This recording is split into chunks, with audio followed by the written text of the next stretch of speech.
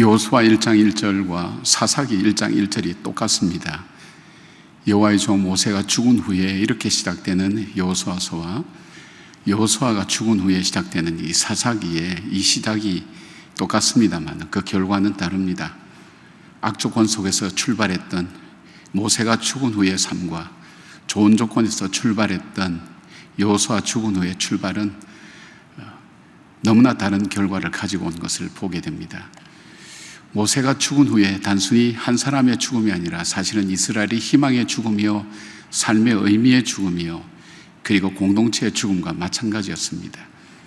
후계자로 지명된 여호수아조차 두려워서 장막에서 빠져나오지 못하는 혼란 가운데 이스라엘 백성들은 있었습니다. 그러나 하나님께서는 이 백성들을 여호수아를 통해서 하나님이 약속한 땅 가나안 땅까지 이르도록 인도하셨고 여호수아를 도와주셨습니다. 오늘도 우리는 코로나라는 어려운 문제 앞에 직면해 있을 뿐 아니라 그것보다 더 어려운 한국교회가 당하고 있는 어려움 속에서 여러분은 다음 세대를 책임지고 나갈 사람입니다. 그런데 책임져야 될 일들이 볼 때 너무나 크고 어려워서 어떻게 이것을 감당해 나가야 될지 막연한 절망 가운데 설 때가 적지 않습니다. 오늘 하나님께서는 여호수아를 통해서 크게 세 가지의 준비를 시켜주신 것을 보게 됩니다. 첫 번째는 삶의 기준이 무엇인가를 분명히 정립하기를 원하셨고, 두 번째는 정체성에 대한 부분을 분명히 다루셨으며, 마지막에 가서는 하나님께서 정말 어떤 삶의 자세로 이 시대를, 이 어려운 시기를 이겨나가야 될 것인가 하는 것을 이스라엘 백성에게 말씀해 주고 있습니다. 오늘 이 말씀은 오늘 이 시대를 살아간 우리에게 동일하게 주어지는 하나님 말씀이라고 생각합니다. 무엇보다도 여호수아에게 있어서 가장 중요한 삶의 기준은 무엇이냐면 하나님께서는 하나님 말씀을 기준으로 살으라고 그렇게 말씀하고 있습니다. 왜냐하면 말씀 속에는 교훈이 있습니다. 말씀 속에는 책망이 있습니다. 말씀 속에는 바르게 함이 있습니다. 의로 교육하기에 유익한 것이 말씀 속에 있습니다. 선한 일을 할 수 있는 능력이 이 말씀 속에 있습니다. 그리고 이 말씀을 듣고 여호수아는 일어서서 장막을 박차고 다시 가나안 땅을 향해 갈 수 있었습니다. 말씀은 생명이었고, 말씀은 소망이었고, 말씀은 미래였습니다. 하나님께서는 이스라엘 백성들이 이 40년 동안 광야 생활한 것을 정리하는 신명기서에 가면 8장이 이렇게 말씀합니다. 너희로 하여금 이 광야 길을 걷게 하신 것이 하나님이시라는 것, 하나님께서 그렇게 하셨다는 것, 그리고 그 목적이 두 가지를 말씀하십니다. 하나는 사람은 떡으로만 살 것이 아니요 하나님의 말씀으로 사는 줄 알게 하려 하심이라는 말씀과 더불어서 너희가 내 말을 듣는지 듣지 않는지 내가 알게 하려 함이라고 그렇게 말씀하고 있습니다. 하나님의 말씀이 자기 삶의 기준이 되고 인생의 기준이 되는 인생, 바로 그 속에서 하나님은 그 길을 형통하게 열어가신다고 말씀해 주셨습니다. 여러분은 형통한 길이 어떤 길이라고 생각하십니까? 요셉의 길이 형통하였다고 그렇게 말씀하고 있는데, 우리가 인생을 살아갈 때 우리는 넓은 길을 갈 때가 있고 좁은 길을 갈 때가 있습니다. 우리가 험한 길을 갈 때가 있고 편한 길을 갈 때가 있습니다. 때로는 우리가 둘러가는 길이 있는 반면 지름길도 있습니다. 형통한 길은 어떤 길입니까? 편한 길입니까? 넓은 길입니까? 지름길입니까? 아닙니다. 형통한 길은 내가 가려고 하는 그 목적지와 연결되어 있지 않으면 그 길은 형통한 길이 될 수가 없습니다. 내가 강릉을 가려고 하는데 대전 쪽으로 가는 길이 많이 막혔습니다. 강릉 쪽으로 가는 길이 많이 막혔습니다. 그래서 내가 대전으로 넓은 길, 편한 길, 빨리 가는 길을 간다 할지라도 그 길은 형통한 길이 될 수 없습니다. 우리는 인생을 살다 보면 둘러가야 되는 길도 만나게 됩니다. 좁은 길도 가게 됩니다. 험한 길도 만나게 됩니다. 그러나 내 삶의 기준이 하나님의 말씀이 될 때 하나님께서는 그 길을 형통하게 인도해 주신다고 약속해 주셨고, 그 약속처럼 하나님은 이스라엘 백성을 형통하게 하셔서 가나안 땅에 정착할 수 있도록 인도해 주셨다는 것입니다. 우리가 신학 공부를 많이 하기 때문에 말씀을 많이 볼 기회가 별로 없을 것 같습니다. 우리가 때로는 우리가 생각하는 것, 우리가 해야 될 사역 때문에 기도하는 시간을 많이 놓칠 수가 있습니다. 저는 이제 사역을 정리하는 시기에 들어왔습니다. 제가 살아오면서 일평생 느끼면서 이 사역을 하면서 느낀 것이 있다면 결국 결판은 말씀에서 납니다. 사랑하는 여러분, 말씀을 내 인생의 기준으로 삼고 이 어려운 시대 속에 주의 말씀이 내 발의 등이요 내 길의 빛이 되게 할 때 하나님께서는 저와 여러분의 길을 반드시 형통한 길로 인도하시고 하나님이 목적하시고 예정하신 그 목적을 아름답게 이루는 사람으로 우리를 사용해 주시는 것을 보게 됩니다. 두 번째로 하나님께서는 바로 이 할례를 받게 했습니다. 길갈이라는 곳에 들어가서 이스라엘 백성들로 하여금 할례를 받게 했습니다. 할례는 여러분이 잘 아시는 것처럼 태어난 지 8일 만에 포피를 잘라서 하나님의 백성, 언약의 백성됨을 약속하는 것입니다. 표시하는 것입니다. 즉 하나님은 나의 하나님이시고 나는 하나님의 백성이라는 그 언약의 약속입니다. 그 약속을 이스라엘 백성들이 전쟁을 치르기 전에 하나님은 함께 하겠습니다. 그들이 군인이기 때문에 전쟁을 치른 것이 아닙니다. 그들이 돈을 많이 갖고 있기 때문에 사업가라는 것이 아닙니다. 그들에게 있어서 그들이 싸우는 목적이 하나님의 백성이기 때문입니다. 하나님의 이름을 높이고 하나님이 거룩히 여김을 받고 하나님 나라가 임하고 하나님의 뜻이 오늘 나를 통해서 이 땅에 이루어지는 그 일을 위해서 우리를 부르셨다는 사실, 이 사실을 깨닫지 못한다면, 이 정체성에 대한 혼란을 갖게 되면 우리는 우리의 삶에서 많이 방황하게 되는 것을 보게 됩니다. 이미 여러분 잘 아시는 것처럼 케네스 베라는 선교사님을 알고 계실 줄 압니다. 이번에 2012년 11월 3일 북한에 18번째 방문할 때 억류되어서 735일 동안 억류되어 있었습니다. 이분의 기도는 이것이었습니다. 하나님, 저를 왜 이곳에 묶어두십니까? 빨리 해방시켜 주십시오. 그가 꿈만 꾸면 미국의 특수부대가 와서 자기를 구출하는 꿈을 꾸고 그 열악한 환경 가운데서 몸은 여여가고 힘들어가고 지쳐가면서 기도도 지쳐갈 때였습니다. 어느 날 자기 마음속에 다가오는 질문이 있었습니다. 너는 누구냐? 두 가지 질문이 있었겠죠. Who are you? What are you? 너는 누구냐? 못한 사람이냐? 자기도 모르게 대답을 합니다. 저는 선교사입니다. 그리고 문득 깨달아지는 것이 있었습니다. 그렇지, 나는 북한을 위한 선교사지. 그렇다면 나는 지금 어디 와 있지? 북한에 와 있지 않는가? 하나님께서 나를 선교지에 보내주시지 않았는가? 그리고 그냥 단순한 방문할 때 만나는 사람과는 다른 종류의 사람을 만나는 특별한 목적을 위해서 하나님께서 나를 부르지 않으셨는가? 그럴 때에 자기 속에서 터져나오는 찬송이 있었습니다. 내 영혼이 은총 입어 초막이나 궁궐이나 거지나 주 예수를 모신 곳이 천국이라는 그 찬송이 터져나오면서 환경은 변함이 없는데 그 속에서 기쁨이 터져나왔습니다. 자기의 삶이 달라졌습니다. 사람을 대하는 게 달라졌습니다. 삶의 자세가 달라졌습니다. 정체성을 깨달은 사람, 그 사람은 삶이 다릅니다.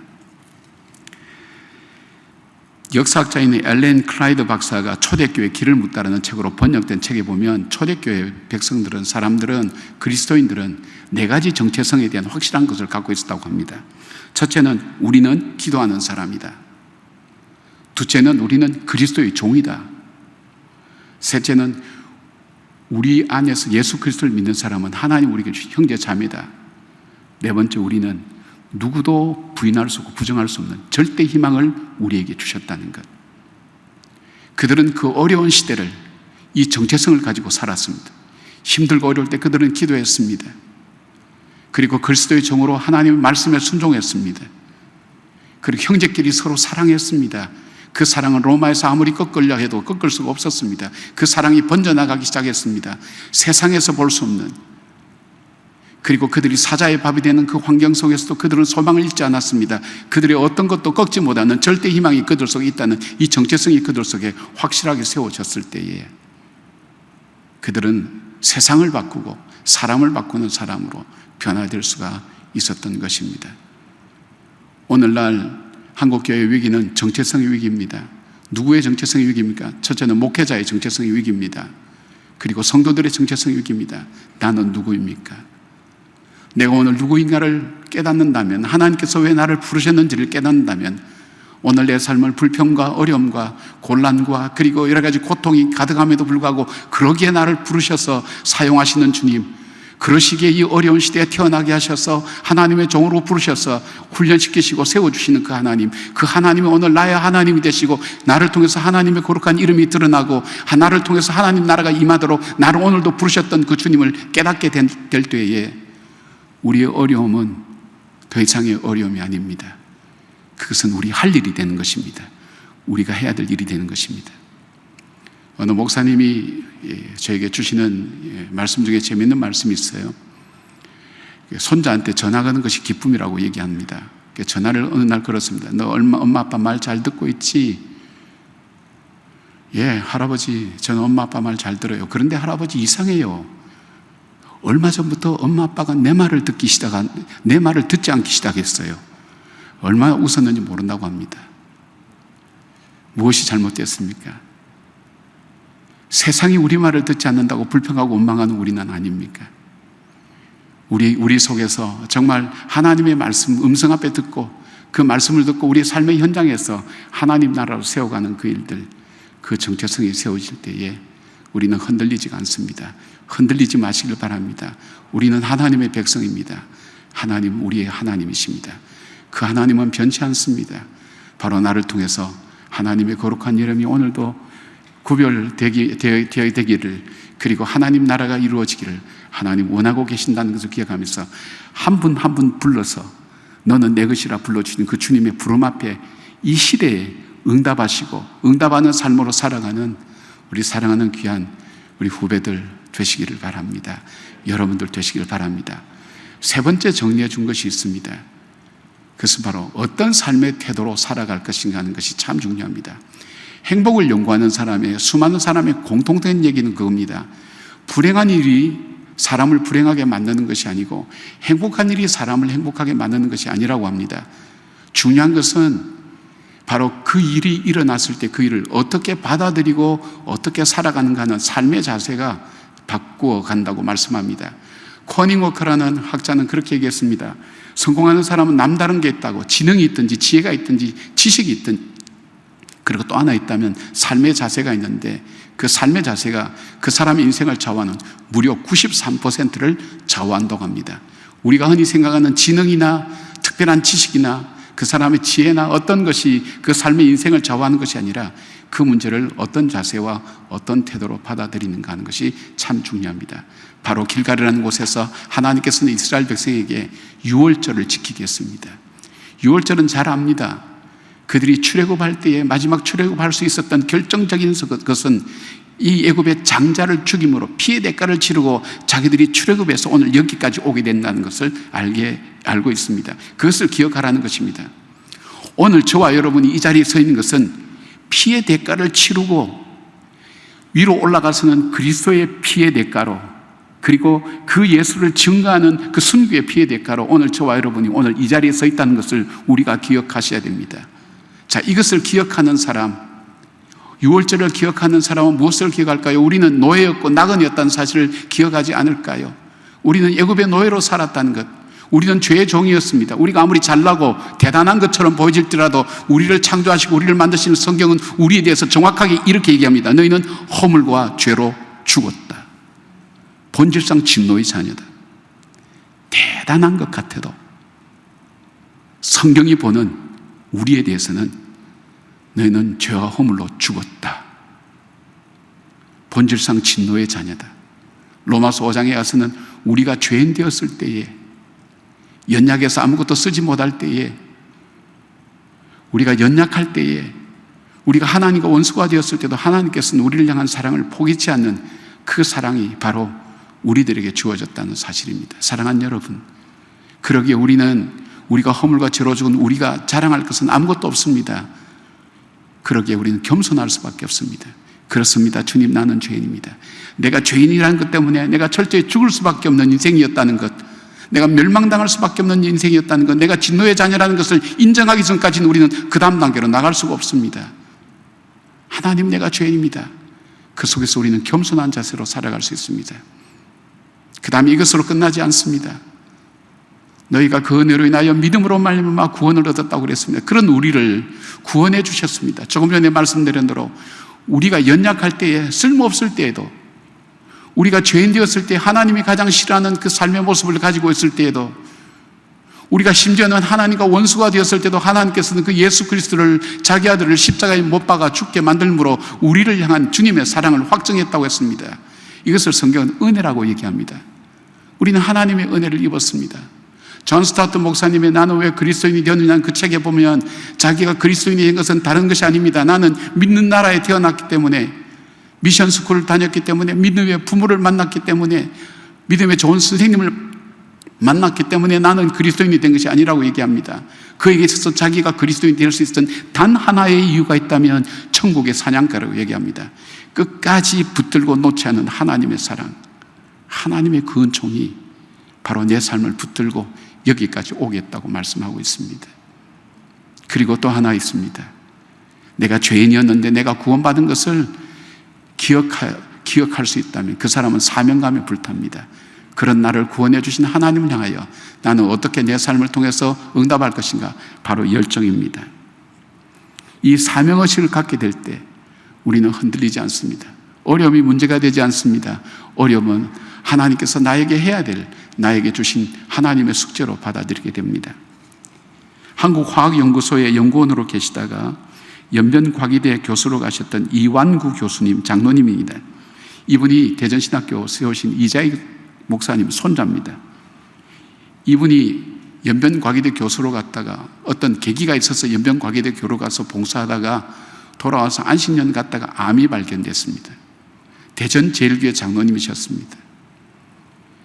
가서 어떻게 얘기할 수가 없는 거예요. 어떻게 문병하겠어요? 내가 이렇게 주님 위해서 헌신하고 열심히 섬겼는데 내가 이런 모슬병에 걸리다니 어떻게 할까요? 이 목사님 굉장히 걱정을 하면서 갔어요. 그런데 이 장로님이 하시는 말씀입니다.